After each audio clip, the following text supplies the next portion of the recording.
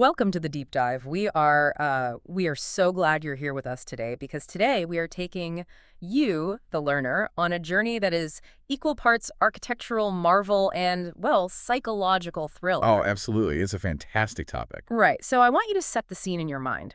Just imagine being lost in an endless, unforgiving desert. You've completely run out of water. The sandstorms have totally altered the landscape. And just when you think your journey is at its end, you stumble upon a ruined city just half buried in the shifting dunes. Just sticking out of the sand. Yeah, and towering in the center of this desolation is a massive step pyramid. So you climb the ancient stone, you find a concealed door, and discover that underneath this monumental ruin is an entire dying civilization. It's such a striking image. And the most unsettling part of this discovery is that they have been trapped underground for centuries, just living in this bizarre, almost dreamlike state, entirely severed from the sun above. It really taints a remarkable and quite a tragic picture. You have a society that has entirely lost touch with the surface world. The inhabitants wear elaborate, unsettling masks. They dress in these bright, almost garish colors, Oh yeah, very intense visuals. and they spend their days acting out strange fantasies or gambling away ancient wealth in the dark. But beneath that surreal, hallucinatory surface, there is a desperate, very real struggle for control over the remnants of their home. And that struggle is our central mission today. We are focusing our deep dive squarely on the third tier of this massive pyramid. Specifically rooms 13 through 24 for those mapping it out. Exactly. This specific level is the political and cultural nerve center of this entire underground world. It houses the headquarters of three fiercely independent, feuding factions. They're all desperately trying to restore the lost glory of their city, known as Synidicea, but they have radically different, completely incompatible ideas on how to achieve that salvation. Which brings us to the overarching theme of our analysis today: how isolated societies fracture under extreme pressure. The brilliance of the lore we are exploring is how the physical layout of this third tier perfectly mirrors the psychological state of its inhabitants. It really does. They are intensely paranoid, totally divided, and heavily fortified. Every architectural choice on this level reflects a society that has turned inward, building walls not just against the monstrous dangers lurking in the deeper dark, but against their own neighbors. Okay, let's unpack this, starting with the physical layout itself, because you literally cannot talk about this tier without examining its central hub. It is this incredibly unique engineering marvel, like a massive revolving passageway. It's brilliant. It really is. It sits right in the dead center of the level, mounted on a giant turntable, and it's driven by an ancient machine-like system of heavy weights and complex counterweights. It sounds like something out of a colossal clockwork puzzle. How does something like this even function in a decaying ruin? Well, it is an astonishing piece of ancient engineering, especially considering it remains fully functional despite the centuries of decay surrounding it. If you manage to step inside this central rotating passage, you're met with a row of 8 heavy buttons lining the stone wall. 8 buttons. Right. When you press one, you can hear a faint, deep grinding noise echoing from deep within the bedrock. The entire passageway slowly, agonizingly swings clockwise. Wow. It rotates until it physically lines up with a corresponding door in the outer perimeter halls. And those massive outer doors are mechanically locked. They will only open if the central passage is perfectly aligned with them. That is such a heavy, deliberate action. You can't just casually stroll from one side of the pyramid to the other. You have to lock yourself in the stone tube and shift tons of rock just to open a path. What's fascinating here is the sheer brilliance of this design, both as a physical mechanism and as a metaphor for the factions themselves. This rotating hallway forces anyone traveling through the pyramid into a strict, undeniable bottleneck. Right, you can't bypass it. Exactly. It perfectly isolates the three factions from one another. Think about it from a psychological perspective. You literally have to shift the world around you just to choose a path to a specific cult's domain. It makes casual interaction between the groups almost impossible. You're never just bumping into someone from a rival faction in the hallway to exchange ideas. No, not at all. You have to intentionally, forcefully turn the passage to their door. It engineers isolation. It completely dictates the flow of traffic and thought. Let's say we align that passageway to the eastern wing. The doors open to the territory of the first faction, the Magi of Usamigaras. And just approaching their perimeter, the aesthetic tells you everything you need to know about their philosophy. Oh, absolutely. Rooms 14 through 16. Right. They value intellect, the cosmos, and intense secrecy. The entrance is an iron door carved with a single prominent star. Opening it triggers a hidden alarm bell that echoes down the corridor. And then you step into a hallway painted entirely pitch black, dotted with tiny white stars to look exactly like the night sky. A very deliberate aesthetic choice. It's designed to awe the visitor and immediately reinforce the faction's focus on astrology, cosmic order, and the mysteries of the arcane. They want you to feel small beneath their artificial heavens before you even meet them. And when you finally reach their inner sanctum, the imagery gets even more surreal. You find worshippers standing before a massive, star-shaped stone altar. They wear flowing, rainbow-colored robes. And the masks. Yes, the masks. Everyone wears a silver mask depicting the face of a smiling, winged child. This represents Usamigaras, their god of healing, messengers, and thieves. The combination of those specific domains, healing, messengers, and thieves, provides a profound insight into their operational mindset. They are subtle, they are strategic, they rely on the gathering of hidden information and the manipulation of magic rather than brute force. They really see themselves as the intellectual elite of this dying world. That elitism is perfectly embodied by their leader, a man named Auriga Sarkinos, the chief mage. He wears a silver crown and possesses just a staggering intellect. The lore mentions that at first glance, he appears incredibly jolly and fun-loving. He's the kind of leader who will welcome strangers with open arms and a warm laugh. But I have to imagine that mirth is a carefully constructed mask of its own. It absolutely is. Yeah. That jovial exterior hides a deeply ruthless, pragmatic personality. He is a fanatic dedicated to his cause. He genuinely wants to restore his magical cult to absolute dominance over the underground city. However, his loyalty has a hard limit. Of course it does. If it ever comes down to a choice between the survival of the Magi as a whole and his own personal preservation and power, he will sacrifice his followers without a second thought. Wow. Yeah, that self-serving pragmatism trickles down into the very culture of the faction. It certainly filters into who they even allow through the door. To join the Magi, you have to possess exceptional arcane or stealth abilities. I mean, they only accept magic users, elves, clerics, and thieves. Right, no heavy fighters allowed. Exactly. They actively look down on anyone relying on physical might. And the initiation rite demands a terrifying, permanent level of commitment. An initiate places their right hand on the center of that star-shaped altar, palm down. They pledge absolute obedience to Usamigaras, and when they speak the god's name, a 5-pointed star is magically, searingly burned right into the flesh of their right palm. It is a permanent brand of loyalty, a literal mark of ownership. And that extreme loyalty is deemed necessary because of the intense paranoia that defines their day-to-day existence.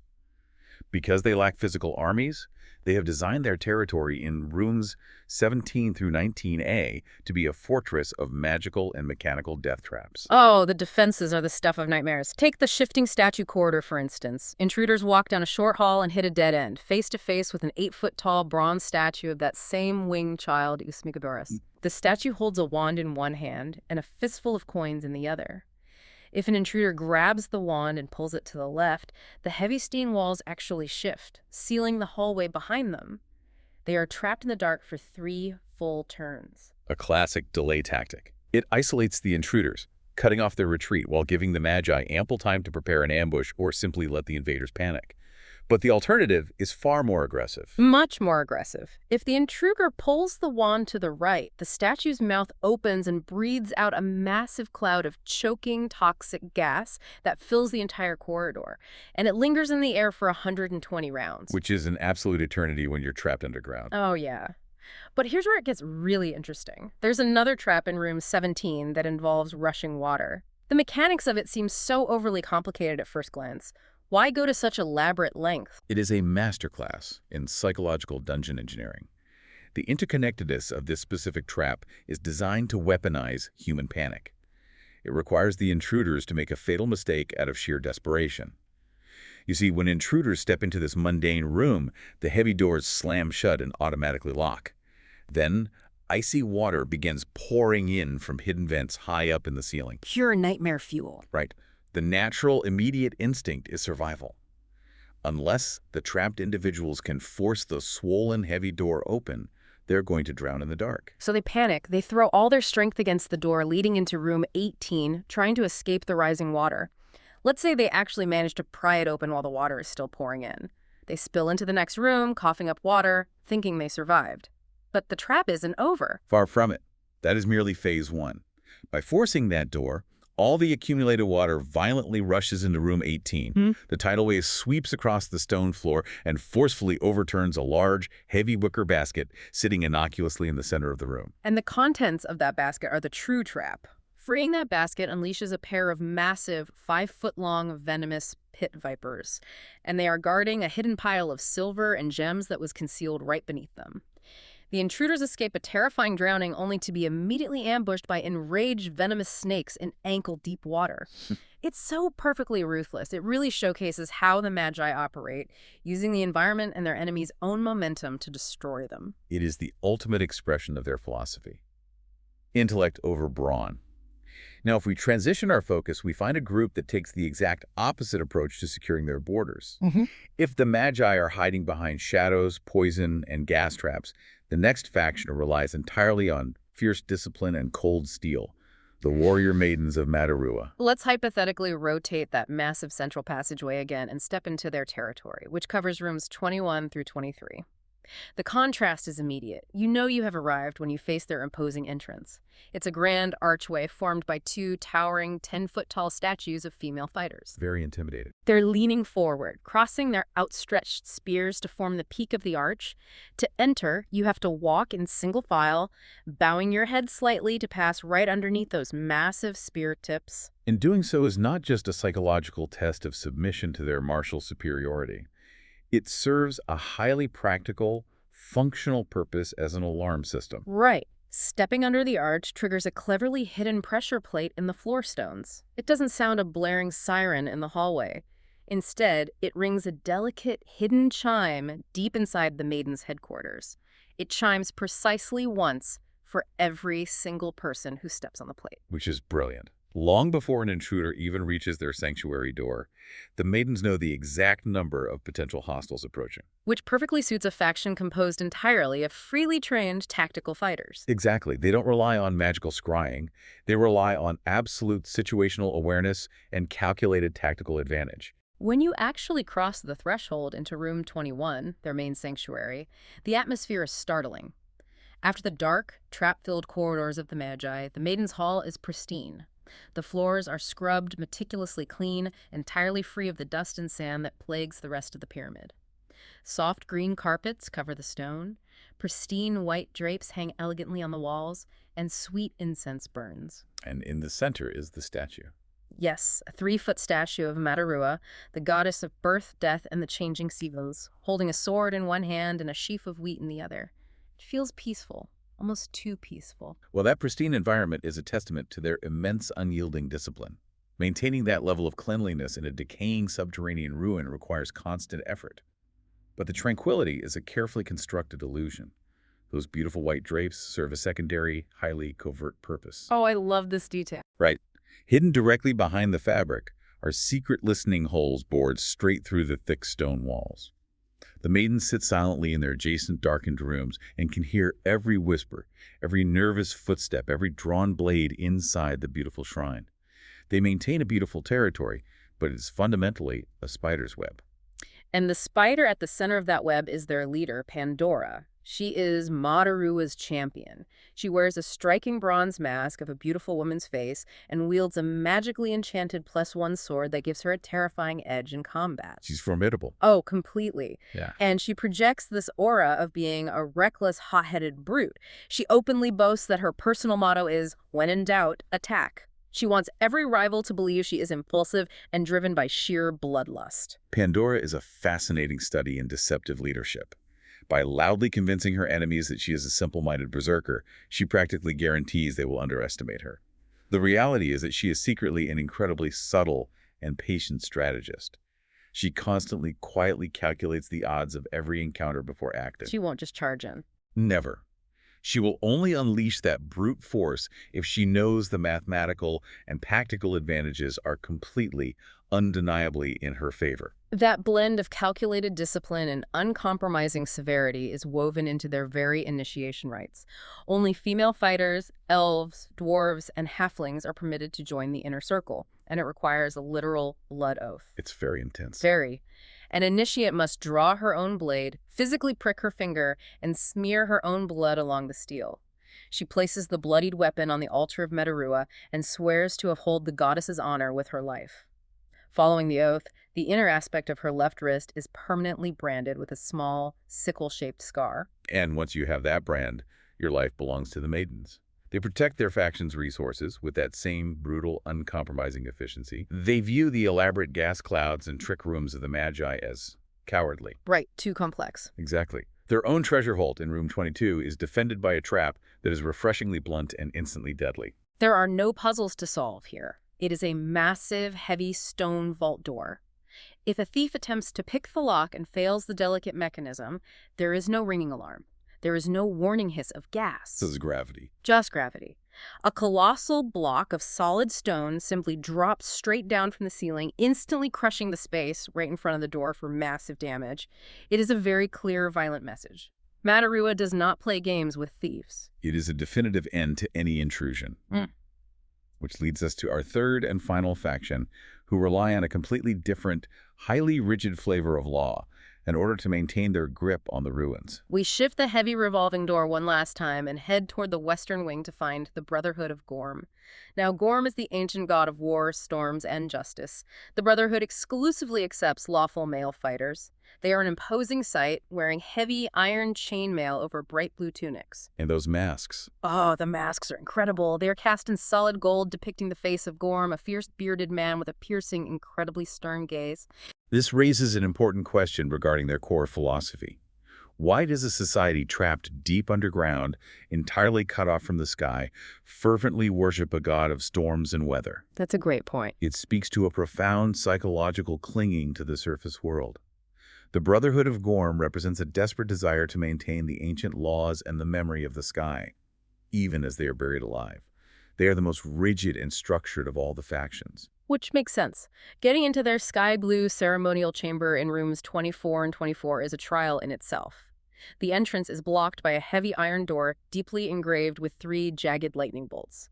If an uninitiated traveler simply walks up and touches the iron handle, the door violently reacts. It shocks you. Yes, it hits the intruder with severe electrical damage. To bypass this localized storm, one must speak the exact ancient passphrase, "By the great god Gorm."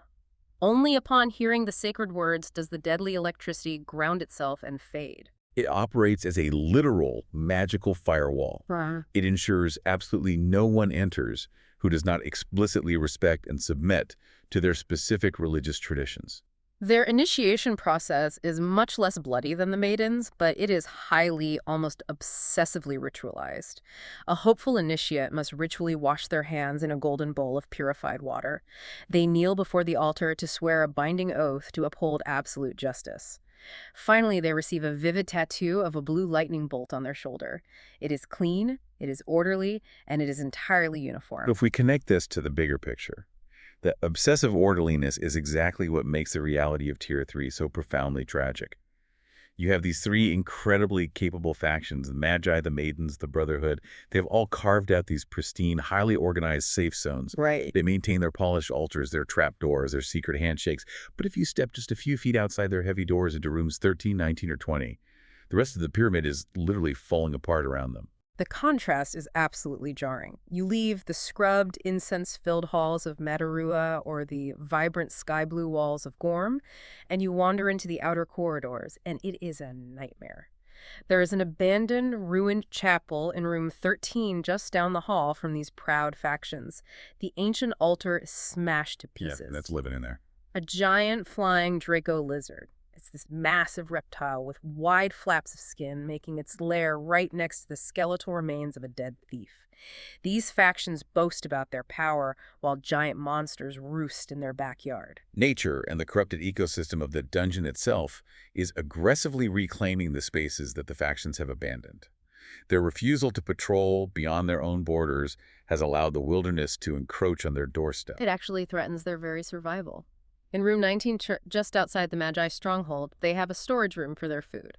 But because they are locked behind their own shifting walls and gas traps, massive 3-foot-long oil beetles have overrun the storeroom. Yeah, these are vile insects that squirt a blistering fluid that raises painful welts on the skin. The Magi's essential food supply is actively being devoured by giant bugs, while the mages sit in their dark rooms, mapping artificial stars on their ceiling. It is the ultimate, undeniable failure of their isolationist policies. They are so incredibly focused on protecting themselves from the philosophical differences of the other factions that they are allowing their essential resources to be destroyed by mindless pests. But the real tragedy, the terrifying dark truth that all of these factions are hiding from is found in Room 20, a wrecked chamber on the edge of the tier. Reading the lore about that specific room gave me chills. It is another ruined chapel, completely wrecked by panicked looters centuries ago, but scrawled frantically on the stone wall in massive, jagged letters is a single word: Zargon. That singular name is the key to understanding the entire fall of Synodosia. Zargon is a massive, immortal monstrosity with a multitude of tentacles and a terrifying reptilian head that lairs deep in the lowest, darkest levels of the pyramid. Centuries ago, the civilization above literally abandoned their old gods, Gorm, Usamigaras, and Metarua, to worship this monster out of sheer terror. And that desperate worship is what drove the society into decay, madness, and their subterranean exile. And the factions know this. They are the few remaining citizens who remember the old gods. They know exactly what monster ruined their brilliant city. Yes. But instead of uniting their magic, their steel, and their discipline to march down into the dark and fight Zargon, they are sitting in their locked rooms on Tier 3, arguing over whose ancient powerless god is superior. Precisely. They are bitterly fighting over the meager scraps of a dying world, while the very monster that killed their civilization is still alive and thriving downstairs. So, what does this all mean? Look, if you're trying to manage a team, or if you simply want to understand how complex societies fail, Tier 3 of this ruined city is the ultimate case study in what not to do. You have three highly capable, organized groups: the Strategic Magi, the Fierce Maidens, the Disciplined Brothers of Gorm.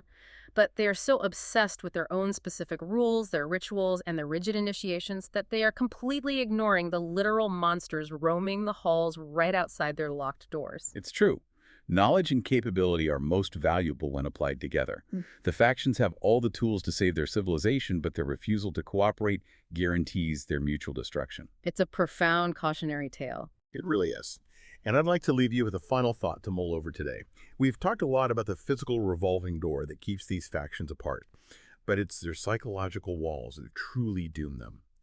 What revolving doors or artificial barriers exist in your own life or in your own organization that are preventing you from collaborating to defeat the real monsters at your gates?